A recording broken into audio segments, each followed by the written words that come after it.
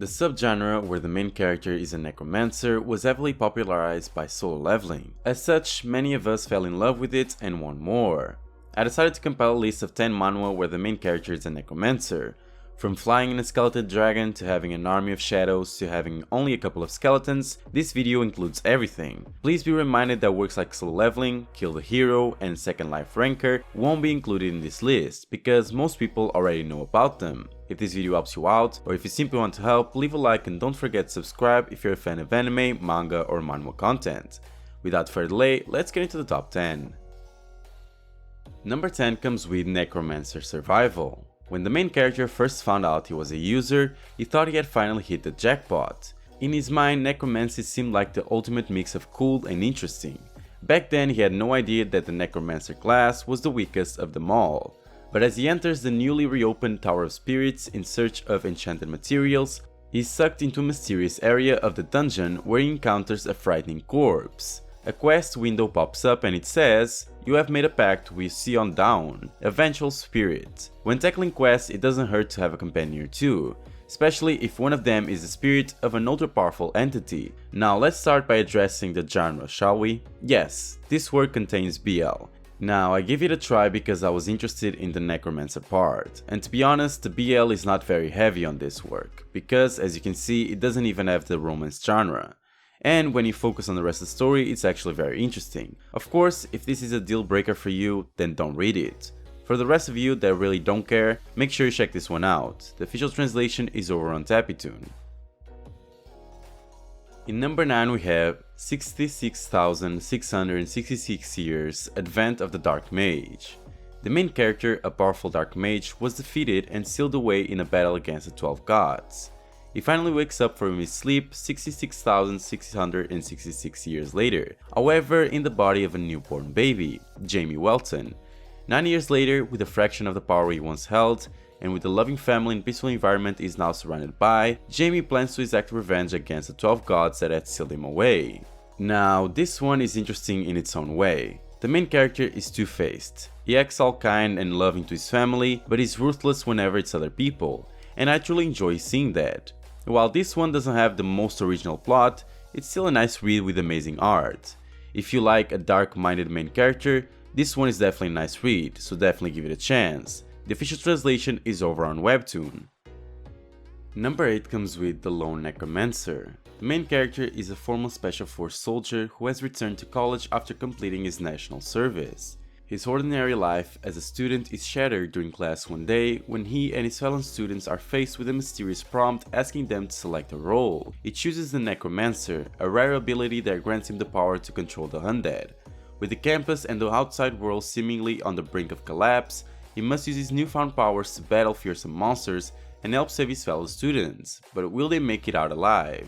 There's a few things to say about this work. First of all, the art. It's quite different from what we are normally used to, but I found myself loving this new style, and keep in mind that it's still amazing to the eyes.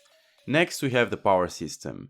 Even though it hasn't been fully explained yet, it seems very consistent and I quite like it, so another point for this manhwa. It's definitely a good read, so go over to Webtoon and give it a try. In number 7 we have Knocking on a Dungeon Door. One day the main character opens his apartment door and is startled to find a dungeon full of monsters instead of the world he knows.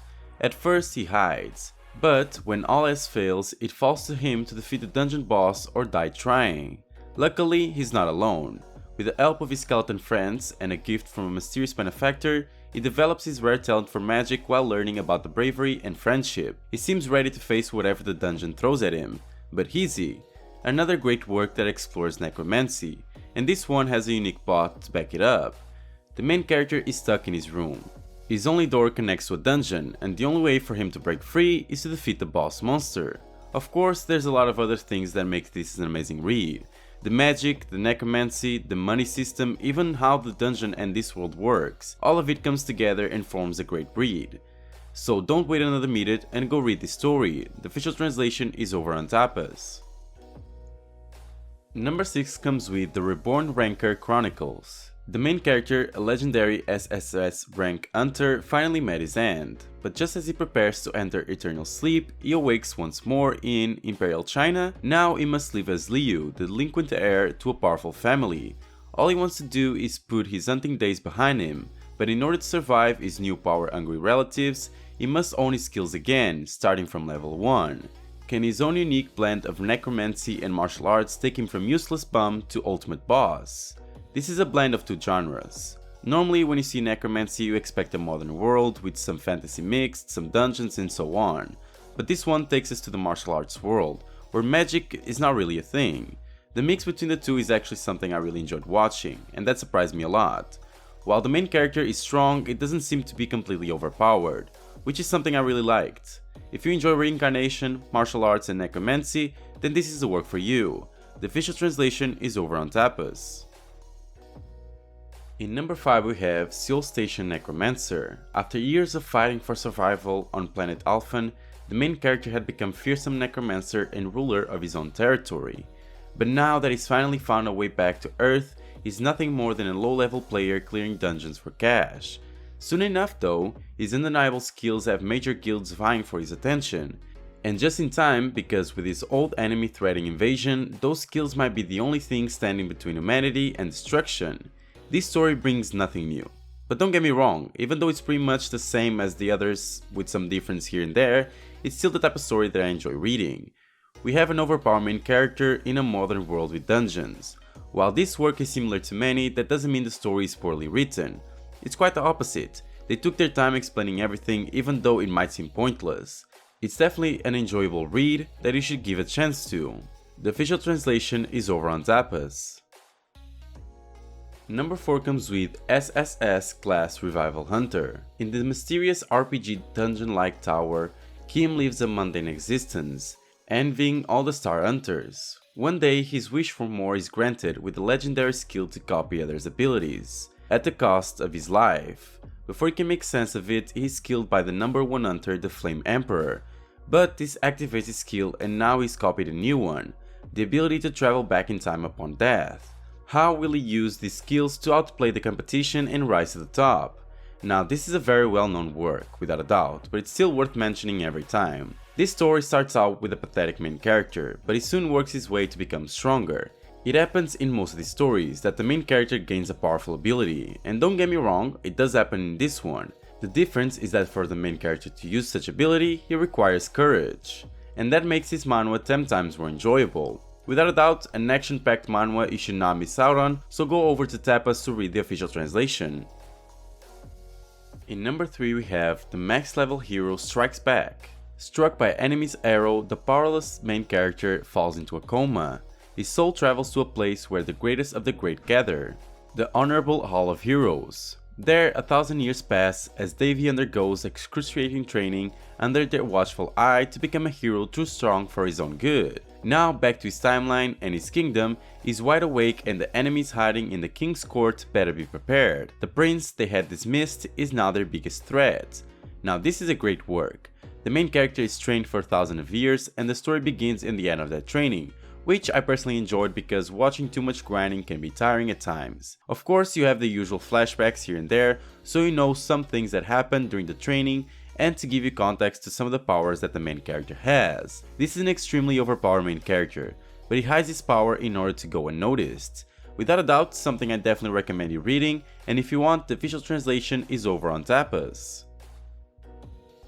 Number 2 comes with The God of Death. On a fateful and accidental night, the main character was selected out of the millions by the Yanlu system to be coined as the new King of Hell, also known as Yanlu. Join him as he dives into the mysterious unknown and crosses thousands of planes and realms to become the strongest king in the universe. Now let me start by saying that this is an enjoyable read, but there's some flaws with it, especially the power system. It's confusing because it mixes tons of things like systems, points, cultivation, and so on. The mix between all of them makes the overall power seem quite confusing, but the story in itself is not that bad, and it might be something some of you might enjoy. While you might take your time to understand everything that's going on, I would go into this as a light read. Not something you need to fully understand, but something you will enjoy reading for a few hours and move on. So give it a check, and if you think it's something you like, give it a try. And in number 1 we have Hail the King, or Long Live the King. An ordinary student accidentally traveled into another universe and became the king of a small kingdom. He had gotten a cheating code of life and was able to complete something extraordinary. This is a story about a king that was able to conquer continents and leave behind him an ultimate legend that will be recited between every generation to come. Now this is a good isekai story, with some good points and some bad. The bad one I would say are the characters. While the main character is very well done, the others seem lacking. While the good ones are the art, because it's quite nice, the pacing of the story is also good, and the story overall is also quite interesting. Now this manhwa was axed, which means it's not exactly completed, but I do think that the 126 chapters are still a good read, so give it a try. Now guys, this is the top 10 Necromancer Manhwa. Did you find any manhwa that you haven't read yet? Did you like it? If you enjoy a work where the main character is the actual monster instead of a necromancer, try this video out, or you can watch my most recent video. If this video helped in any way, leave a like and subscribe to the channel, and don't forget to activate the bell so you don't miss any video. Thanks for watching, and I'll see you next time.